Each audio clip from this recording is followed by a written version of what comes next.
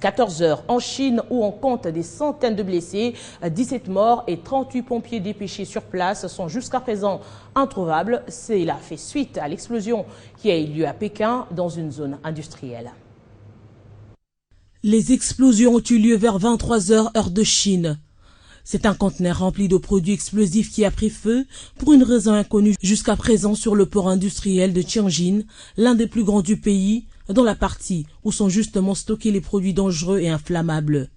Il y a de grosses explosions consécutives qui ont formé une énorme nuage de flammes et de poussière, un bruit assourdissant, disent les témoins. L'onde de choc a fissuré les immeubles alentours et elle a été enregistrée par des sismographes à une magnitude de 2,9.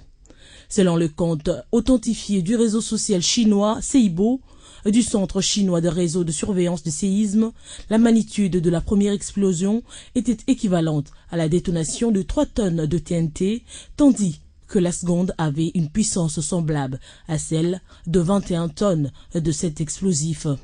Elle a été si forte qu'elle a été visible depuis l'espace, comme en attestent les images satellites publiées sur les réseaux sociaux. L'incendie causé par l'explosion est désormais sous contrôle, indiquent les médias locaux, mais les autorités ont perdu le contact avec des pompiers, 38 au total, dépêchés sur les lieux. Pour le moment, plusieurs immeubles sont privés d'électricité.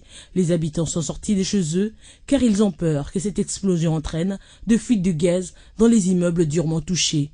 Pour le moment, l'origine de cet incident n'est pas encore connue, mais l'hypothèse la plus probable est celle d'un accident dû à la négligence. Dans l'actualité africaine, Ban Ki-moon a annoncé hier que le chef de la mission de l'ONU en Centrafrique a été renvoyé après plusieurs accusations d'abus sexuels contre des enfants commis par les casques bleus. Dans son communiqué, le secrétaire général de l'ONU dit sa colère de voir les rapports d'abus sexuels s'accumuler.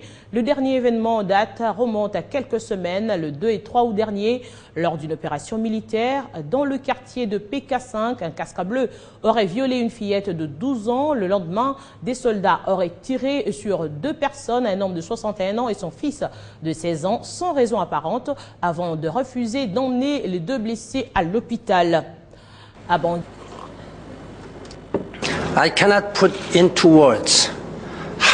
Je ne trouve pas les mots pour dire à quel point je ressens de la détresse, de la colère et de la honte en voyant d'année en année des rapports sur des abus sexuels commis par des forces de l'ONU. C'en est assez. Le secrétaire général des Nations Unies avait évoqué la responsabilité collective de l'organisation face aux problèmes de comportement de ses membres. Face aux récents développements en République centrafricaine, on m'a demandé d'exercer cette responsabilité institutionnelle. À Bangui, l'annonce du renvoi du patron de la mission de l'ONU en Centrafrique ne provoque pas beaucoup de réactions, mais du côté de la MINUSCA, on refuse de faire des commentaires sur la révocation du chef de la mission onusienne dans le pays. Mais comme vous venez de l'entendre, le Sénégalais s'est tout de même exprimé. Revenons au pays pour parler justement du lancement des travaux de la 3e édition de la formation des leaders de jeunes en entrepreneuriat et gestion de petites et moyennes entreprises. Le vice-premier ministre et ministre de l'Emploi, Travail et Prévoyance sociale, Willy Makiachi, a appelé les jeunes à se prendre en charge pour accroître les emplois en République démocratique du Congo. Le meilleur emploi reste celui que vous créez vous-même parce que vous en devenez vous-même des patrons et vous employez les autres camarades, les autres collègues pour régenter notre société. Pendant 5 jours, 400 jeunes Congolais prendront part à la 3e édition de la formation des leaders de jeunes en entrepreneuriat et gestion de PME. Vous devez savoir que la crise de l'emploi n'est pas que congolaise, c'est une crise internationale. Nous avons encore des possibilités de créer des emplois par rapport à celles-là que nous prenons comme des modèles. Cette formation vise une implication active de la jeunesse congolaise pour la création d'emplois. Et le vice-premier ministre en charge de l'emploi, travail et prévoyance sociale Willy Makiachi rassure aux jeunes le soutien du gouvernement de la République. Les jeunes doivent être rassurés que là, le gouvernement est derrière eux.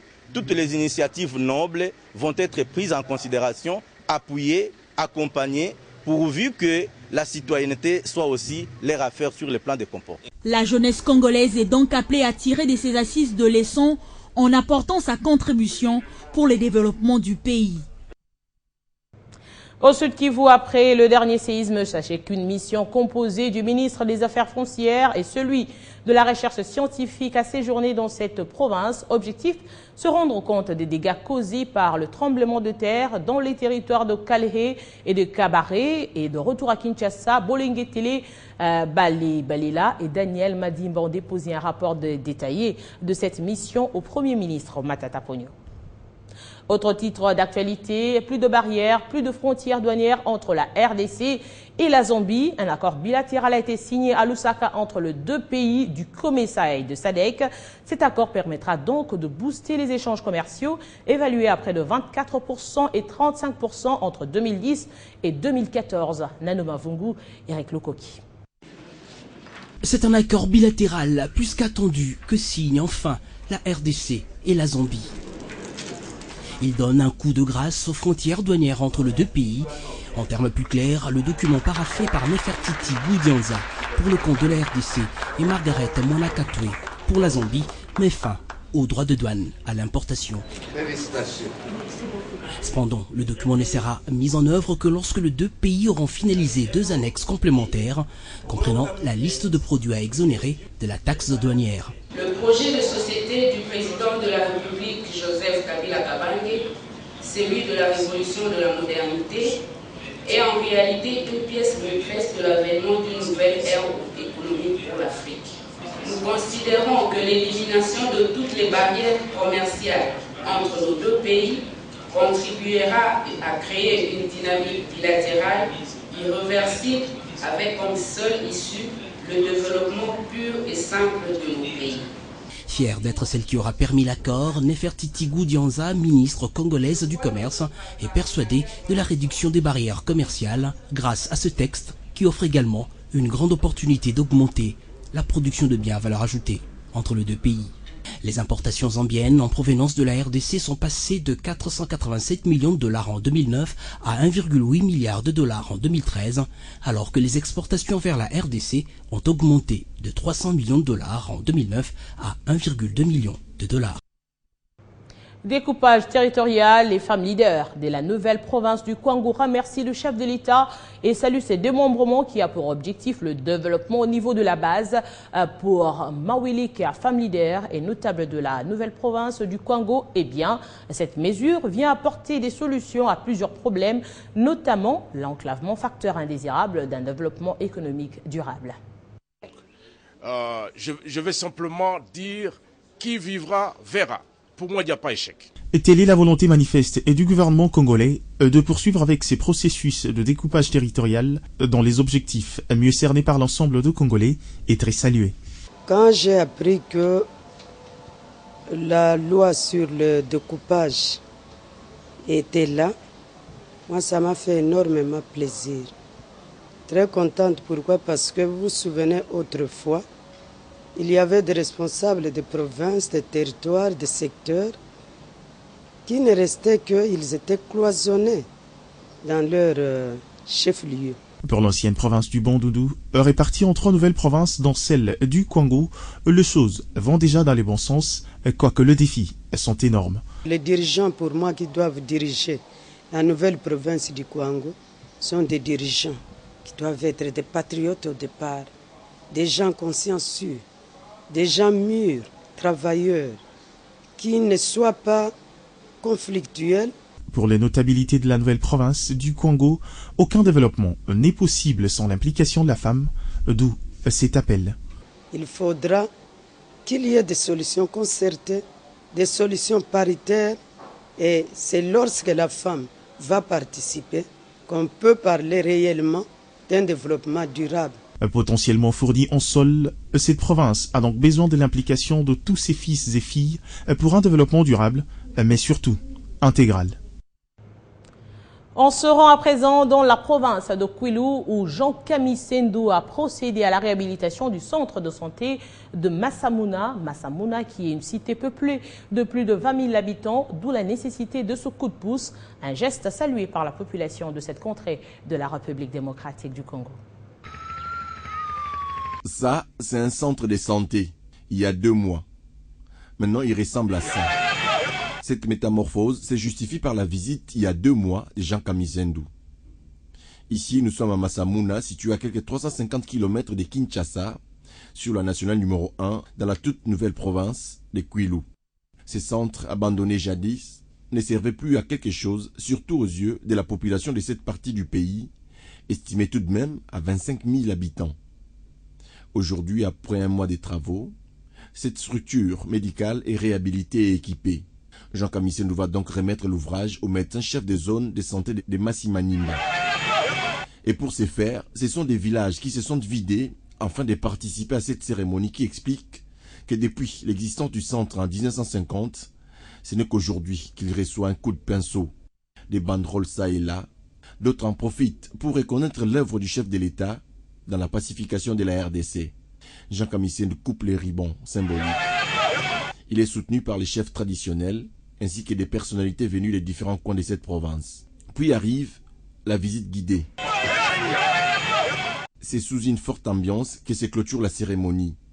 Le gouverneur remet un lot important de médicaments pour la prise en charge des malades, composés essentiellement des antipaludéens, des antibiotiques, des anti-inflammatoires. Direction le Congo-Brazzaville, le chef de l'État, Denis Sassou Nguesso, a prononcé hier mercredi le traditionnel discours sur l'état de la nation devant les 2 chambres du Parlement réunies en congrès. Un message long de 95 minutes retraçant la vie politique, économique et sociale du pays durant ces 15 dernières années. Floride Zontoto est notre envoyé spécial à Brazzaville.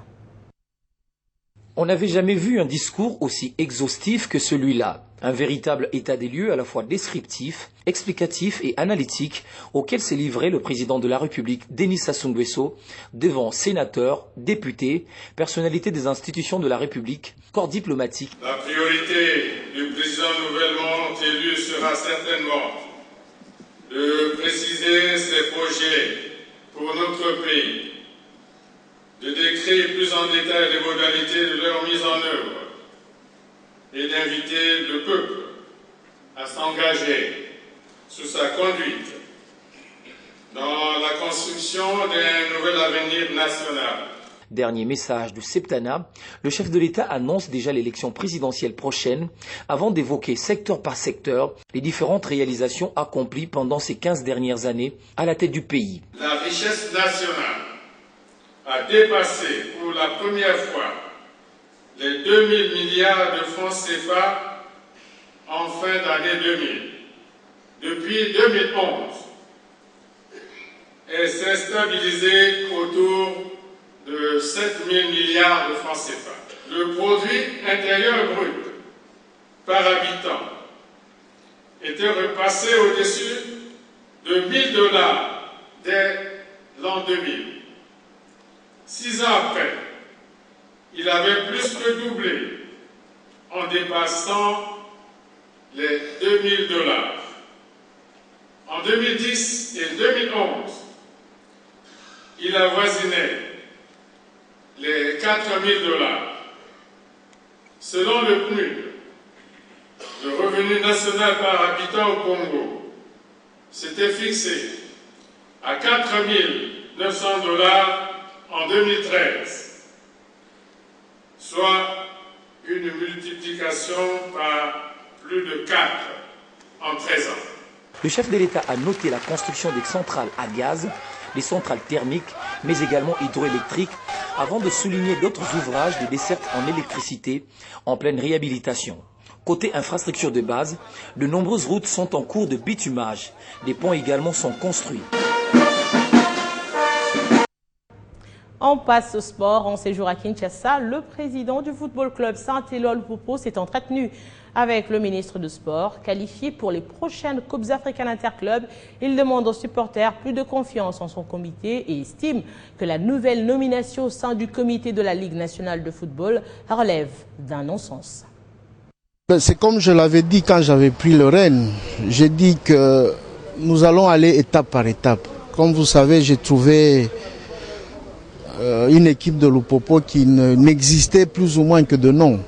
Alors, il fallait une étape. Je me suis donné un programme et j'envisageais normalement la 3e année déjà être qualifié pour l'Afrique. Hein, et peut-être pour une coupe probable, mais malheureusement, ça ne se fait pas. Ça c'est arrivé un peu plus tard, je crois au bout de 4 saisons. Mais je crois que pour moi, ce n'est que salutaire. C'est-à-dire que mon timing a été respecté et le programme que je me suis infligé a été plus ou moins réalisé. Donc c'est vraiment une bonne chose pour mon mandat et pour l'équipe de